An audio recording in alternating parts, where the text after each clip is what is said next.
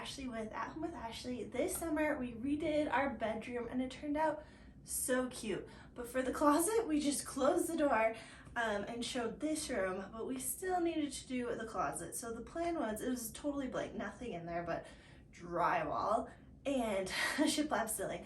But the plan was to use the Pax IKEA system because those are really affordable and I wanted my dream closet. So I thought I would show you how we got there.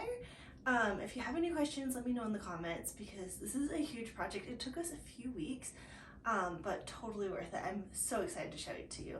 Construction on the closet has officially begun. Well, the ceiling is done, which is good. Well, it's done. It needs to be sanded and painted. But he built a frame, my husband, Preston, and then the first Pax unit is going in. This is his side.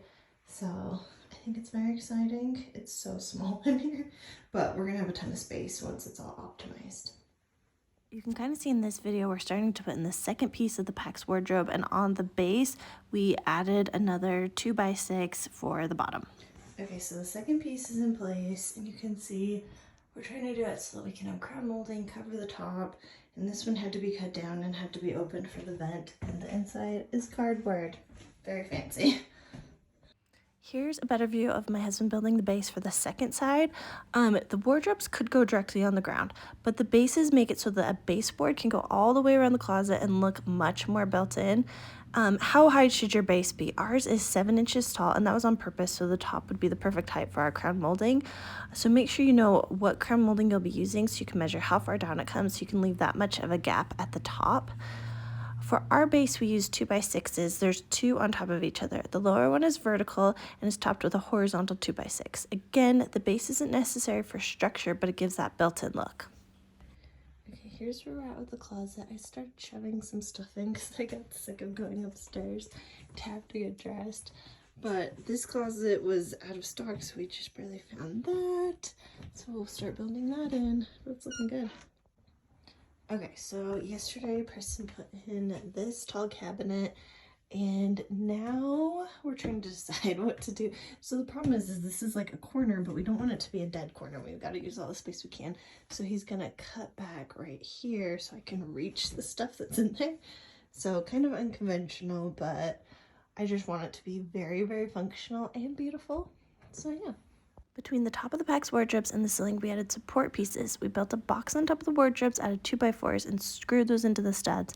Why? This gives a backing for the crown molding. The support pieces also gave another way to anchor the wardrobes. While our closet was under construction, we started putting our clothes in place, mostly so we could find the perfect places for them to go.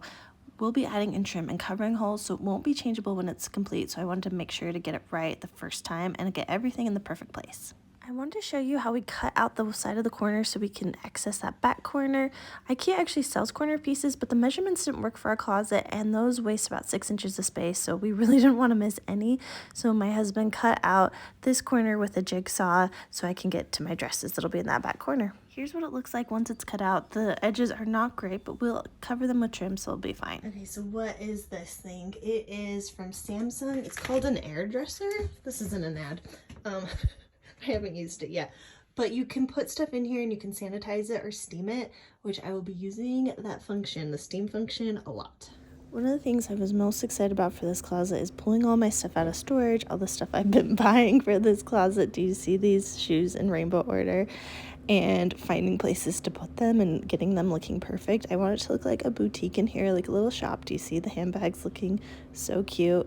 And then these are the shelves we're using for my shoes, and they're on like a little shelf over here. And so my husband's just figuring out the perfect way to get them displayed. I want to see the tops of the toes. So those are all going in, and we just mark where we want each shelf and then put the pegs in, put the shelf on, and look how cute these shoes look. Okay, so I know it's weird that we have clothes and stuff in here, but we had to put it in so we could get the spacing right, and then we can go back and trim everything out better. But oh my gosh, it's so exciting seeing stuff in here. This is like my dream closet. And then if you care, here's Preston's side. Pants, shirts, shoes, and then drawers for like shorts and underwear and that kind of stuff.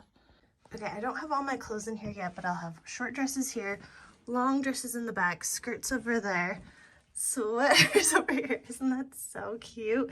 And this is where like my pajamas and underwear will go, but I also have this drawer, which I don't have organized at all, but it's for jewelry. And then here's another view of everything. My purses, I have a hat stand for that rainbow hat, and long dresses again, the shoes. This is just so fun. And now we're adding wood face trim to the front of the cabinets. Why? Because when two IKEA cabinets touch, they have a seam, and you can see where one starts and one stops. It looks cheap. And then by adding the trim, it covers the seams and looks much more custom. Another reason for adding face trim is when you do the front of the drawers, this makes it so the baseboards are also half-inch thick, so those will match up perfectly. On the front of the wardrobe, measure each section, then cut the half-inch trim to size, and then you just use a nail gun to nail directly into the wardrobe. Where we needed to hide the tape lights and wiring, we went with a wider trim. Sometimes we cut the trim to be a custom width to make the drawer fronts work, but you can see we just cut it and then nailed it in. So the exciting thing he's been working on in here is lights for the closet. Isn't it so pretty? So I saw on a show a closet with lights and it looks super high-end, so I wanted some. So he put them in for me, and the trim will cover stuff like that. I think it's so pretty. Next, we're installing baseboards over the bottom of the IKEA Pax unit. What we found is by installing two baseboards, one on top of the other, it's a great way to customize the height, because we ended up having about 10 inches we wanted to cover with the bottom of the Pax unit. So these go on top of each other, and then we'll have the face trim that goes perfectly up against it, so it all looks really flush and nice. Excited to show you the closet because the crown molding is in, the baseboards are in, and these are both making it look so good. We are starting on finish work today, which means caulking, filling holes, sanding. We still need to do drawer fronts, because the problem with the IKEA drawers is they have this gap, which does not look great. So we put these on, so then we can put a new front on this, and they'll be the same depth, and then they'll cover the gaps and it'll look much more high-end. You remember this is the wallpaper we're doing. That won't go in today because I need to do finish work and then paint and drawer fronts before this can go in, but it's gonna look so good. When we did demo on this area, we found wallpaper that looked similar to this, so I kind of designed an updated version. So I'm excited because the trim will be white, but the walls will all be this, and I think I'll be covering the inside of the closet in this too, so that the holes get covered. To create the drawer fronts, we measured first, and then we cut them out of plywood. We used our table saw for this to get them nice and straight. For our closet, we bought one 4-foot by 8-foot sheet of plywood to cut down with the table saw. We went from the top of the drawer to the bottom of the gap. After cutting, we sanded the front until it is smooth. The first drawer we didn't sand first, we just installed it, but we got better as time went on, but you definitely want to sand first. We went one at a time because for some reason, each drawer had a different size front due to the inconsistency in how IKEA makes their drawers. So we'd cut one, install it, and then cut the next drawer so we could get them as close as possible. To put the drawer fronts on, we simply put the new wood plywood in front of the IKEA drawer, made sure it was level, and then we used the nail gun to put nails through the face of the plywood front, and that made it pretty sturdy. Another thing that helped was the top drawer was a little bit wobbly, so through the back we did some screws, but by adding the hardware, this made sure it was really sturdy, and then we knew how to fill at the end. And I know it's weird to do the hardware at this step before we painted, but it was really nice because we could use the drawers, and also we knew how sturdy they'd be at the end. Now is finish work time. On all the seams, use caulk to fill the seams. Caulk is needed where the trim hits the wall or the floor. For caulking between the floor and the baseboard, I always put down painter's tape first, then I paint the baseboards. After the paint is dry, I use a razor blade to cut the dry caulk and paint. Last, pull the tape for a super clean line. Okay, all the caulking's done. Now I need to work on wood filler. I need to do a second, and sometimes a first coat everywhere. So here's what I have. I have the wood filler in the bin. Here's what the front looks like, and then I take the spatula and I cover the hole.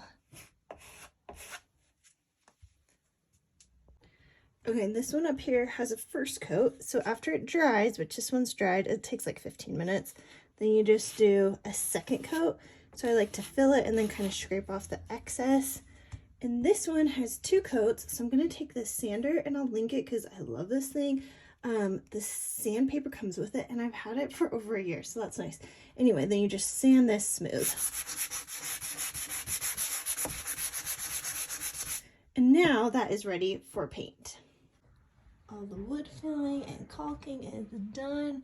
It looks terrible, but that's great because tomorrow is sanding and hopefully I can do all the painting. It's a lot for one day, but I'm gonna try. Now that both coats of the wood filler are dry, I'm going through and I'm sanding everywhere that has wood filler. So I sand until it's smooth. I use my finger to just make sure it's nice and like perfectly smooth. And then I need to wipe all the surfaces clean from the sanded dust before I can paint. Now I am painting all of the trim. I like to use the same white paint I use on my ceiling and walls and trim just for simplicity. I use ultra pure white and a satin finish. That's just the paint that just comes off the shelf at Home Depot. I just love how bright and white it is. But the downside is, since it's pure white, I have to apply probably 3 coats of paint every single where I go. And finish work, it takes a long time. With all of this trim in this little closet, it took a full day of work just to get it all sanded and painted and all the coats. But doesn't it look nice? I painted for an hour and I think it looks so good. I'm halfway done. This is the half I have done.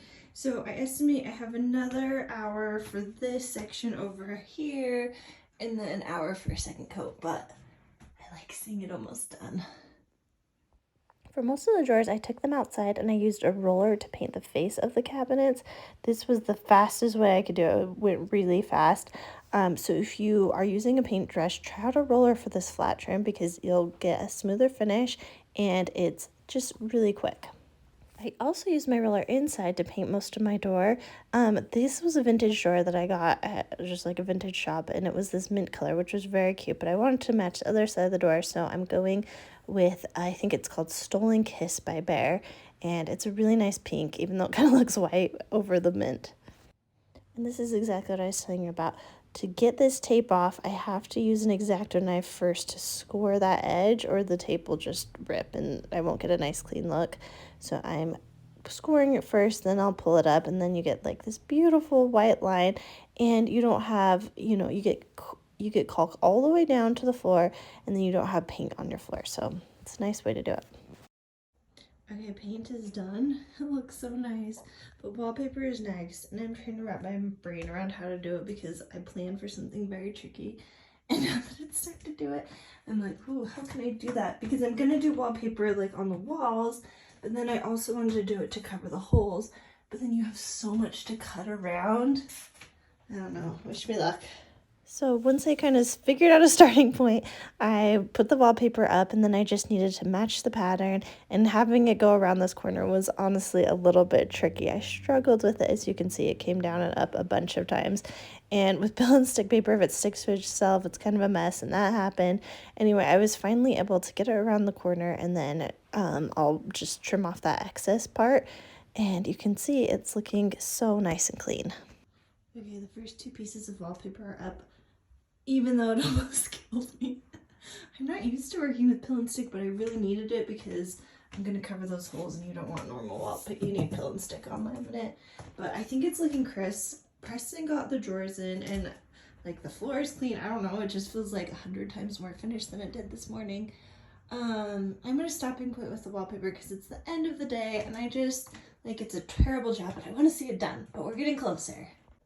Okay, so I got some wallpaper up in here and over here, and I think it's looking good.